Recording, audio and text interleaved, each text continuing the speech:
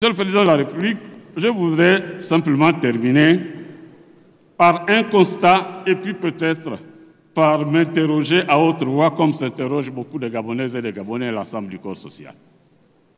Face à tout ce bilan positif de l'action que vous menez à la tête du pays, et après avoir doté le peuple gabonais d'une constitution, d'une avancée démocratique particulièrement importante, on se souviendra que dans le cas des l'histoire politique des nations, que lorsqu'il y a un basculement vers un nouveau régime, il est bon que ce soit les initiateurs de ce basculement qui assurent la consolidation avant de pouvoir laisser le bébé se débrouiller par lui-même.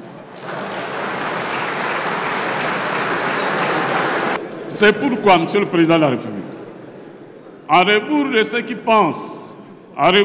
qui pensent, que les militaires ne sont pas faits pour l'exercice du pouvoir politique et que les militaires devraient pouvoir repartir à la caserne, je voudrais rappeler qu'aux États-Unis, après les guerres des indépendances, c'est le général George Washington qui a été appelé à consolider d'abord le processus démocratique nouvellement né, notamment à l'occasion de la mise en œuvre de la Constitution de 1789.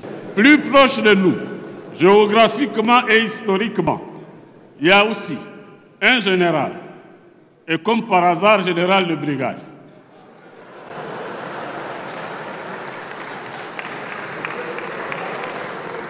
Charles de Gaulle, lorsque la France, particulièrement déstabilisée par le régime parlementaire de la 4e République, avait été invitée, sollicitée, suppliée par le président René Coty pour qu'il puisse revenir aux affaires, participer à la stabilisation de la France, le général de Gaulle, après avoir taillé la Constitution de 1958 et institué le régime semi-présidentiel, n'a pas laissé le bébé entre les mains d'ouvriers malhabiles. Et c'est pour cela, Monsieur le Président, que suivant le questionnement que se font les Gabonais, notamment le groupe de la société civile que dirige l'un des conseillers au Conseil économique et social, M. Georges Paga,